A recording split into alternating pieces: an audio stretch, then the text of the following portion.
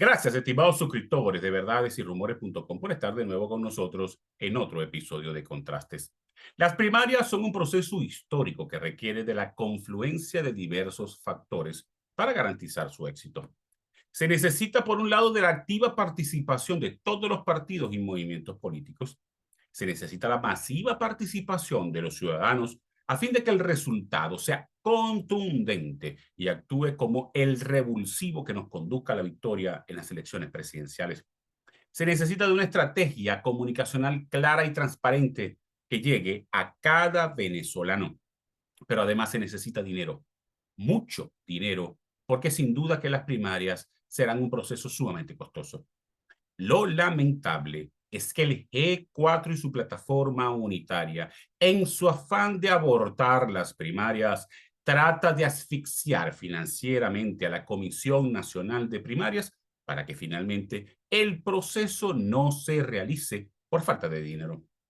Esto forma parte de una jugada macabra de quienes se apropiaron de la lucha opositora y no solo engañaron a los ciudadanos, sino también a la dirigencia de sus partidos que ha creído en su aparente buena voluntad. Dinero hay, porque a pesar de que murió el gobierno interino, la Asamblea Nacional 2015 tiene el control de los recursos y activos en el exterior.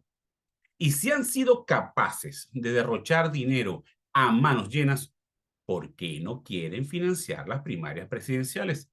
Sencillamente porque no quieren que los venezolanos decidan quién será el candidato o candidata de unidad. ¿Hasta cuándo el G4 y su plataforma unitaria le hacen daño a la lucha opositora?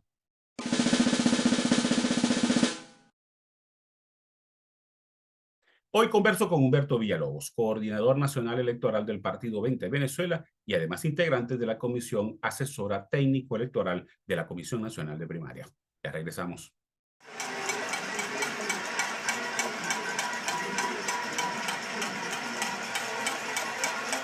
Independencia y pluralidad son parte esencial de los medios de comunicación. Por eso, desde hace 10 años, nuestra filosofía en Verdades y Rumores se basa en independencia y pluralidad. Creemos en denunciar la corrupción y arbitrariedades del chavismo, pero también creemos en denunciar las atrocidades de algunos opositores. Creemos que una verdad, por más dura que sea, es más saludable que una mentira prefabricada. Somos un diario digital al servicio de la verdad en Venezuela. Somos un medio dedicado a defender la honestidad y los valores de nuestra patria. Somos Verdades y Rumores, 10 años al servicio de Venezuela.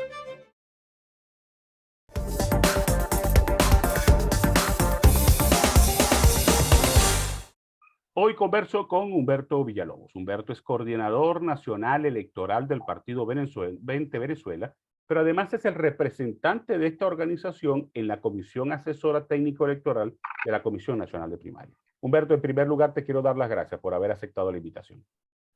Muchas gracias, Darwin. Quisiera comenzar, Humberto, en detalle cómo va la organización de las primarias, que es un proceso que es trascendental para el presente y el futuro político de Venezuela. ¿Cómo va eso? Mira, tenemos una comisión de primaria que ya tiene designados sus principales y sus suplentes.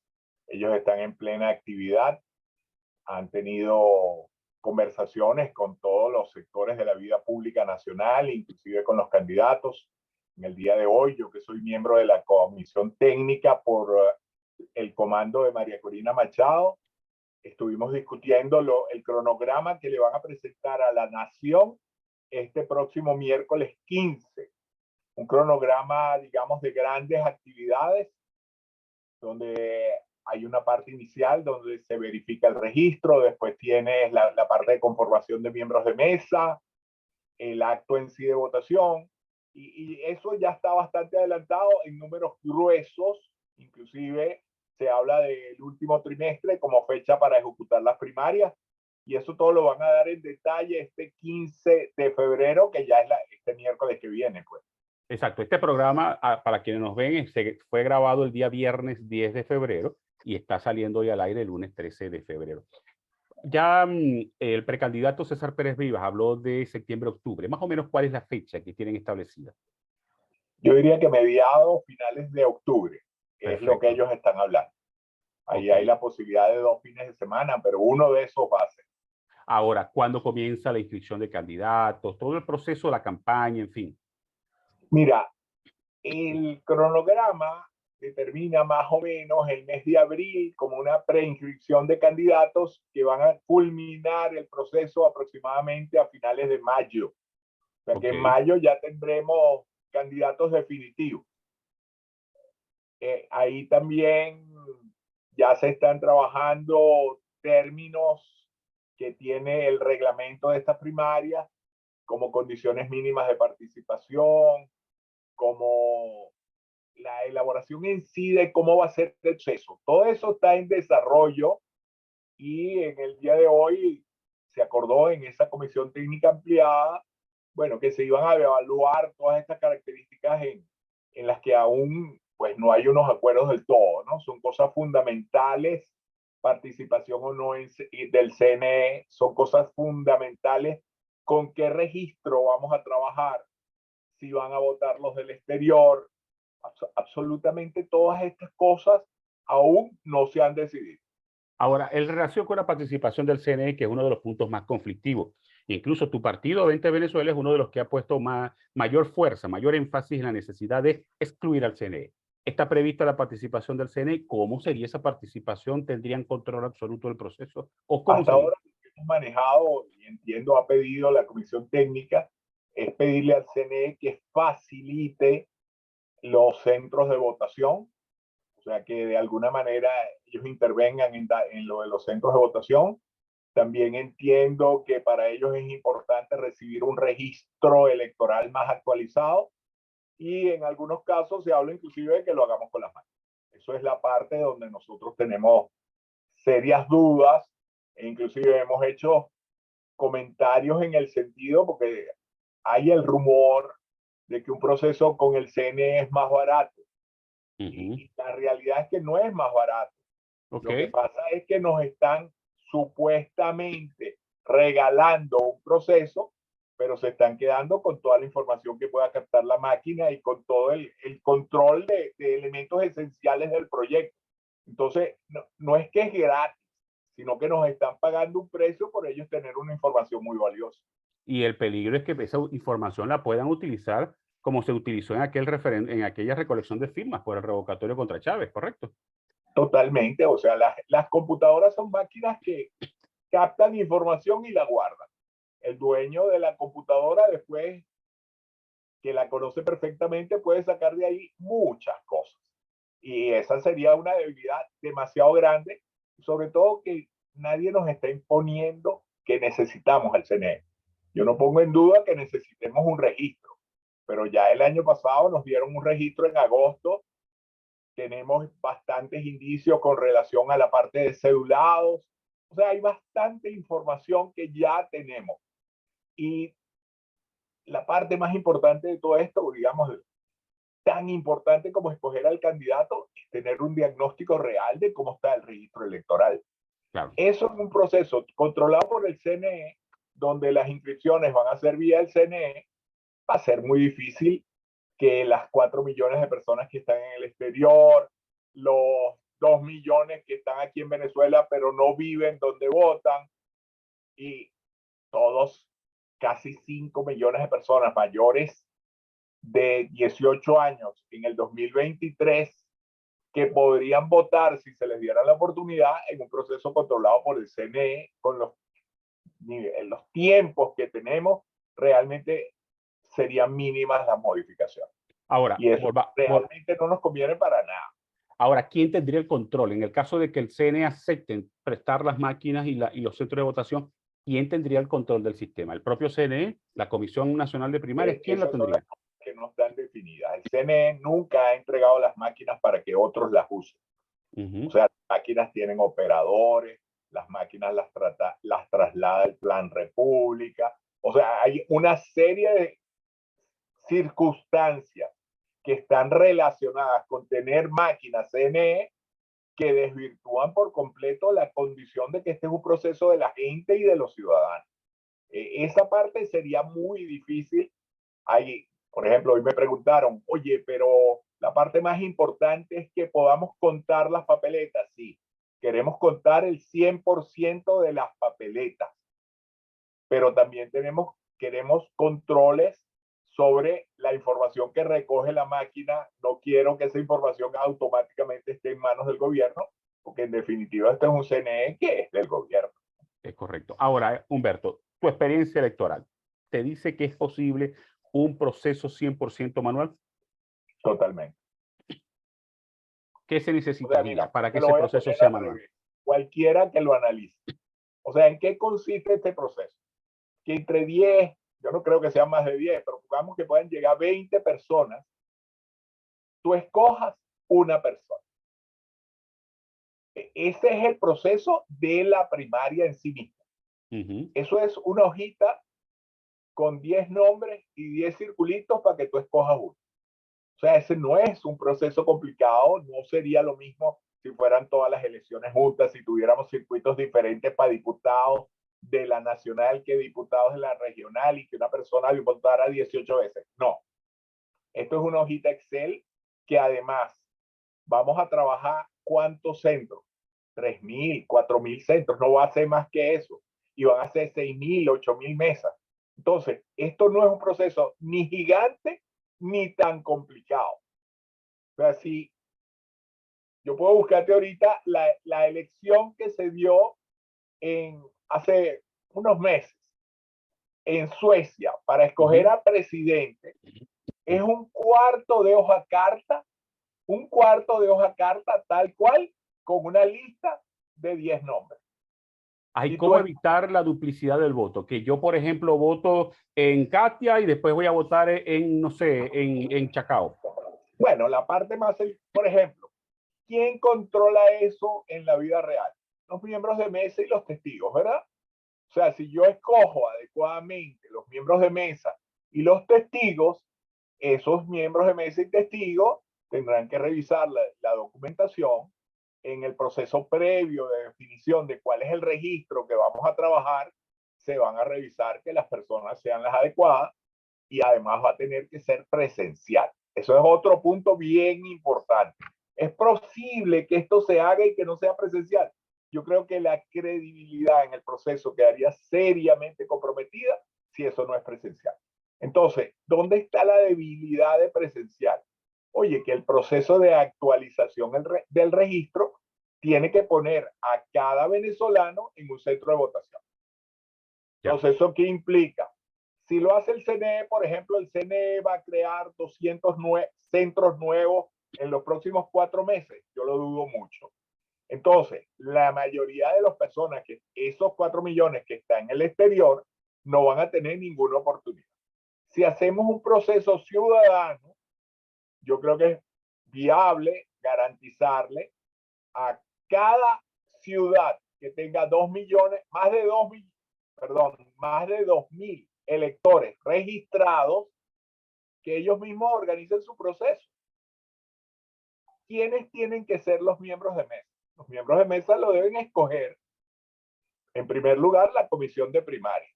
¿Ok? Puede nombrar uno de los miembros de mesa, pero el resto de los miembros de mesa lo pueden nombrar los candidatos. O sea, después de lo que hemos visto en las últimas experiencias electorales, un candidato que no sea capaz de poner miembros de mesa en 6.000, en 7.000 mesas, ¿qué va a hacer contra Maduro, que son 30.000 mesas? Claro. Entonces, lo mejor que nos puede pasar es que los miembros de mesa los pongan los candidatos. Ahora, el voto. Es muy difícil, muy complicado, no llegaron, bueno, que los ponga la comisión de primarias, pues, pero que tenga la oportunidad cada candidato de poner su miembro de mesa. Eso ya nos genera una serie de tranquilidades a futuro, o sea, en el mismo proceso. O sea, si usted puso el candidato, si te acepté que ese que tú pusiste va a ser el miembro de mesa, no me vas a decir después que te hicieron trampa. Claro. Entonces, ese es el tipo de cosas. Y además, no es solo que va a estar el miembro de mesa, sino que vamos a contar todas las boletas delante del público. Ahora, Humberto, el tema del voto de la diáspora. ¿Qué se ha discutido el voto de la diáspora ocurre exactamente igual. Lo que te estoy tratando de explicar. ¿Qué estamos haciendo nosotros en 20 para organizarnos? Porque no es solo proponer, oye, yo quiero que esto pase, sino es además estar preparado para hacerlo y tratar de que estas condiciones se puedan exigir en el proceso posterior del año que viene. Si yo en este momento le digo al CNE, mira, yo creo plenamente en ti, puedes hacer las elecciones como quieras, ¿qué le voy a decir el año que viene? Me tengo que calar todas las condiciones porque yo se las estoy aceptando hoy. Claro. Entonces, si en este proceso que ni siquiera es de ellos, nosotros le aceptamos todas las condiciones, pues estamos fregados a futuro, ¿no? La segunda parte es, ¿qué le digo yo a los venezolanos? Y se lo venimos diciendo. Ya ven, te está ubicando personas en más de 100 ciudades del exterior, donde creemos que hay más de 2.000 venezolanos. El primer paso que ellos tienen que hacer es organizarse ellos. Nadie les va a garantizar su elección si no trabajan. Y mucho menos el CNE. Entonces, ¿qué les podemos facilitar? Bueno, facilitarles el proceso para que puedan reubicarse. Entonces, eso exige que yo defina en el exterior cuáles son estas ciudades. Si me faltó alguna, la puedo poner durante el proceso de actualización del registro, pero definidas 30 ciudades probablemente en Colombia, 5 ciudades en Ecuador, 3 o 4 ciudades en Chile, 3 o 4 ciudades en Argentina. ¿Y por qué no una plataforma electrónica para que los venezolanos que estamos en el exterior podamos votar? Yo te lo voy a explicar muy fácilmente. ¿Quién es más poderoso a nivel de tecnología, a nivel de bots, a nivel de hackers que trabajen para ellos? ¿Nosotros o el gobierno? Claro. Entonces, si se la ponemos tan fácil, fíjate, ¿qué vas a decir? Bueno, me tienes que presentar la cédula. ¿Quién tiene el original de todas las cédulas? Me tienes que presentar el pasaporte. ¿Quién tiene el original de los pasaportes? Entonces, la realidad es que yo puedo admitir todo eso para cambiarme de centro y poner ciertos mecanismos de verificación. Pero si además es electrónica la votación, no lo voy a poder hacer. Y el que va a decidir nuestro candidato, en ese caso, es el gobierno, porque es el que tiene toda la información necesaria para violar cualquier procedimiento que yo invente para cuidar la elección. Humberto, tenemos que hacer una pausa. Importante, muy importante. Humberto, tenemos que hacer una pausa. Te dejo dos preguntas para el retorno. La primera, tengo la información de que la Comisión Nacional de Primarias tiene serios problemas presupuestarios para financiar un proceso que será muy costoso. Y lo segundo, ¿qué puede ocurrir si al régimen se le ocurre adelantar las elecciones? Hagamos una pausa, ya regresamos. Estimados suscriptores de verdadesyrumores.com, si usted tiene dificultades para ingresar a nuestro portal como consecuencia del bloqueo del chavismo, solo siga las siguientes instrucciones. Ingrese a la Play Store de Google y busque la aplicación Intra. Luego pulse el botón para instalar.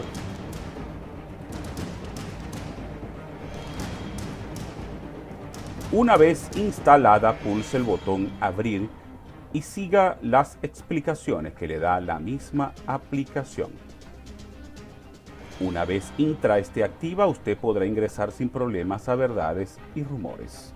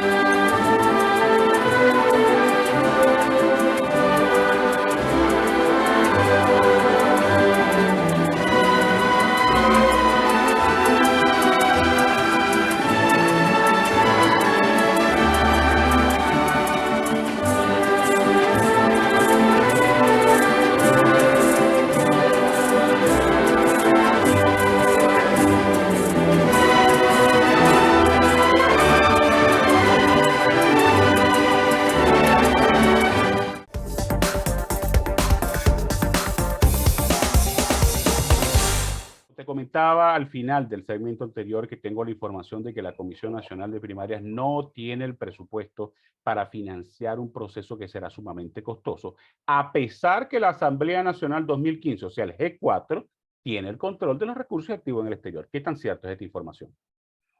Mira, la realidad es que no hay una garantía de recursos. Sin embargo, he participado y María Corina ha participado en algunas conversaciones donde hay respaldos en el exterior que están dispuestos a financiar un proceso de estas características, no con unos gastos extremos ni una locura, pero sí lo necesario para hacerlo, inclusive específicamente lo necesario para hacerlo manualmente si esto resultara más oneroso por no participar el CNE. O sea, eso de alguna manera ha sido, no oficialmente, pero sí extraoficialmente confirmado. Y eso es una información que maneja la comisión y que manejan algunos candidatos ya. ¿Hay alguna estimación de cuánto puede ser la necesidad de dinero para las primarias? No la tengo. En los estimados que hemos hecho nosotros muy preliminares, eso debe estar por el orden de 12 a 15 millones de dólares. Una cifra Pero eso es importante. un estimado muy preliminar y depende de la resolución de una serie de preguntas que no acabamos de solucionar. O sea, si no nos dan, por ejemplo, los centros, pues bueno, necesita carpas, toldos, eso es un monto importante. Entonces, en la medida que se vayan definiendo las cosas, yo creo que tendremos un presupuesto más preciso. Pero la realidad, lo importante es, hay la disponibilidad, perdón, la disposición de alguien para pagar esto, sí la hay. Y esa es la respuesta importante. O sea, estos procesos se dan cuando alguien dice, mira, aquí están los reales para hacerlo. Ese alguien ha dicho que los reales van a estar. Entonces, Perfecto. eso para mí, digamos, es una luz verde en el sentido de que, mira, hay que avanzar, hay que darle también a estas personas que dicen que van a poner los reales ciertas condiciones que le permiten a ellos creer que este es un proceso serio, que va a cumplir con las expectativas y que no va a ser una mamarrachada. Que ese riesgo está latente, ¿ok? Siempre. Ahora Humberto, si al gobierno se le ocurre adelantar las elecciones y las primarias están, las elecciones, por ejemplo, para el mes de agosto, septiembre y las primarias son para octubre, ¿qué puede ocurrir? Mira, la realidad es que el gobierno ha adelantado elecciones presidenciales, ya lo hizo una vez con el mismo Maduro, y esa elección presidencial ha resultado en una pérdida absoluta de legitimidad por parte de Maduro, que conllevó la creación del gobierno interino. Entonces, pareciera que ese no es el mejor camino que ellos deberían tomar porque pueden caer en el mismo error. Ellos ahorita tienen un problema de legitimidad, un problema de que les crearon inclusive embajadas paralelas. O sea, la verdad es que se avanzó muchísimo, lastimosamente no logramos el resultado que todos queríamos, pero se montó un gobierno paralelo. En este caso, hay unos runrunes muy importantes en el sentido de que sería posible que el gobierno volviera a hacer lo mismo. Eso solo es posible si la oposición se pone de acuerdo en aceptar. Claro. ¿Por qué? Porque si no, no tendrían ninguna legitimidad. Volvería a pasar lo mismo. Bueno, ¿y por qué la adelanta? Bueno, porque me lo está pidiendo la oposición, me lo está pidiendo los Estados Unidos. Si eso es lo que firman en México, bueno, las van a adelantar y no va a pasar nada. Pero eso no tiene ningún sentido y sí sería muy favorable a quien tiene el poder, a quien tiene el dinero, a quien tiene digamos, todos los empleados públicos, 4 o 5 millones de empleados públicos, que lo ayudarían a hacer esta elección. En el caso del candidato opositor, probablemente nos obligarían a un consenso que no es lo que querría la gente, sino sería un conciliábulo entre personas que decidirían eventualmente, sabrá Dios cómo, un candidato. O sea, ese escenario que tú estás planteando, de que ellos adelanten las elecciones, la única respuesta que tiene es que eso no es legítimo. Y es la que tendríamos que dar. Sería muy complicado para un candidato luchar contra el poder del régimen y que le impongan una elección en 2 o 3 meses. ¿Por qué? Digamos, el régimen está preparado para esto. Claro. Compró máquinas nuevas, el personal que maneja eso, todo está muy parecido a ellos. ¿Cuál sería el inconveniente de hacer una elección presidencial en 4 meses? Ninguno. Pero estaría fuera de tiempo, tendría miles de condiciones. ¿Realmente es eso lo que queremos todos los venezolanos, en la conciencia de que esa elección lo más probable es que la gane Maduro? Porque no podríamos resolver lo del CNE. O sea, serían en unas condiciones las más desfavorables del universo. O sea, el que acepte eso es de Maduro, no es de nosotros. Y ese es el problema que hemos venido enfrentando. O sea, ¿qué oposición queremos tener y cómo se va a comportar este pueblo si nos ponen en una circunstancia como es?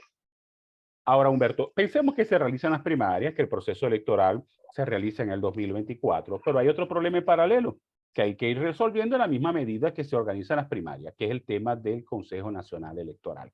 Por allí Jorge Rodríguez lanzó la idea de una renovación de autoridades en el CNE que todavía no ha tomado ninguna forma, pero hay cosas que hay que resolver en el proceso electoral. ¿Cuáles son los puntos claves de ese proceso electoral, de ese sistema electoral que deben ser resueltos para que las elecciones sean confiables? Bueno, el punto 1, tienes un registro con muy baja legitimidad. Una parte importantísima de nosotros en este proceso de primarias es hacer algún tipo de actualización del registro que nos permita determinar quiénes son los 4 millones que están en el exterior como tú. Que nos permita determinar, oye, de los que están en Venezuela, cuántos no pueden votar porque el centro les queda muy lejos. Y por último, de los que van a cumplir o ya cumplieron hace años, 18 años, ¿cuántos vas a dejar inscribir? Esa parte del registro es importantísima. Tenemos un registro que la mitad del registro está cuestionado por una u otra razón. Entonces, eso es una debilidad muy grande. ¿De qué podría servir esta primaria? Oye, para que esa debilidad, por lo menos yo estuviera seguro del tamaño que tiene. Claro. Y pudiera plantear esto como una condición para ir al proceso. O sea, que el candidato que saliera de ahí saliera con 2 cosas. La legitimidad de haber sido electo por la gente y la posibilidad de presentar realmente una evaluación del registro. El registro no ha sido evaluado seriamente desde el año 2005, que lo hizo CAPEL. En la evaluación más importante que hizo fue que presentaron una muestra significativa de todo el país de 14,000 personas. Y le dijeron al CNE, indíqueme los datos filiatorios, la condición por la cual estas 14,000 personas pueden votar en Venezuela. Y la realidad es que solo consiguieron el 50%. Y te estoy hablando del 2005. La gente de CAPEL, no sé por qué razón, escribió que esto no era significativo. Pero la realidad es que cuando hace una muestra, la muestra representa todo el universo. Entonces, si la mitad del registro ni siquiera me pudieron demostrar cómo los cargaron en el registro, imagínate tú el registro que tenemos. Entonces, eso es una debilidad importantísima. ¿Cómo hacemos para que ese registro sea más confiable? Entonces, eso me lleva a 2 cosas después. Tenemos que abrir todas las cajas y tenemos que contar todas las papeletas. Ese es un segundo punto importantísimo. ¿Por qué? Porque aunque yo logre mejorar este registro, siempre va a quedar la duda. Entonces, la duda es tan complicada que puede haber mesas del mismo centro que no son iguales. Claro. O sea, en esta mesa está llena de chavistas y la de al lado está lleno de gente que no sé de ni. Eso no debería ser, pero es. O sea, el registro tiene una ingeniería que no es una población homogénea. Ellos la desvirtuaron. O sea, hay centros con mucha ingeniería, centros con poca ingeniería. Entonces, básico. Todas las boletas se tienen que contar. Y conteo manual. No cuenta la máquina. Y con presencia de público. Y otro punto básico, importantísimo. ¿Cómo escogemos los miembros de mesa? Y eso no puede ser un sorteo. No, que sorteo, que no. No. Anteriormente teníamos un sistema maravilloso en Venezuela, antes de 1998. Los miembros de mesa, ¿quiénes eran? los profesores, los profesionales, los estudiantes. Y había un listado. Y tú para crear un centro de votación requerías que hubiera esas personas. Esa persona, había un listado de toda Venezuela, pero se hacía un sorteo único que regía todas las mesas. Entonces yo podía verificar si el sorteo único se cumplió. Ahora sortean cada mesa, o lo que es lo mismo, tú no puedes verificar ninguna mesa, porque ellos escogen a cada mesa que le da la gana. Entonces, ese tipo de cambios es lo que ha hecho que el sistema no sea confiable. Ahora, ¿son cosas difíciles de cambiar? No. Toda la trampa está hecha por los terminales de cédula. Entonces, ellos deciden por los terminales de cédula quién está en cada mesa. Solamente cambiando y ordenando las mesas por orden alfabético de apellido, ya arreglaríamos eso. O sea que entonces, la trampa fundamentalmente no está en el sistema de totalización, sino en el registro electoral y en el tema del manejo de las mesas. Mira, yo voy a ir más allá. Nuestras máquinas se comportan como impresoras remotas. Cuando tú estás en Windows y tú estás fuera de tu casa, si tienes el computador prendido y la impresora al lado, tú puedes imprimir y no estar en tu casa. Claro. Eso es exactamente las capacidades que tiene nuestra máquina de votación. Entonces, si esa máquina puede imprimir cualquier boleta, la única tranquilidad que yo puedo tener es contar mis papeletas. Si usted no me deja contar papeletas, no sirve el sistema. O sea, y lo he dicho varias veces, los alemanes, en una resolución de la Corte Suprema Alemana, dice, usted puede hacer la elección como le dé la gana,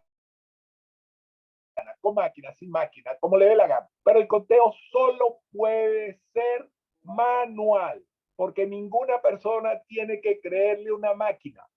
O sea, yo tenga estudios o no tenga estudios, yo tengo que quedar seguro de que ese resultado fue. Y eso es lo que garantiza la paz, eso es lo que garantiza que no haya guerra. Entonces, dejemos, o sea, la institución voto. ¿Por qué es importante? Porque nos permitía a todos escoger, decidir y que hubiera confianza después. Si lo que hace la máquina ya no genera confianza y eso es real, o sea, después del lío que hemos tenido en los Estados Unidos, con el caso Trump, con el caso Biden ahora, o sea, nadie cree en eso. No, viejo, vamos a contar las papeleticas y que lo veamos. Ese es el único mecanismo. Perfecto. Humberto, lamentablemente se nos agotó el tiempo. Te quiero dar de nuevo las gracias por haber aceptado la invitación. Muy amable. Gracias a ti y gran abrazo. Y estamos a la orden para cualquiera de estas cosas y en la medida que vayamos teniendo información, con mucho gusto se las hacemos llegar. Muchísimas gracias, Humberto. Y a ustedes muchas gracias por haber estado en la sintonía. Nos vemos el próximo lunes con otra interesante entrevista.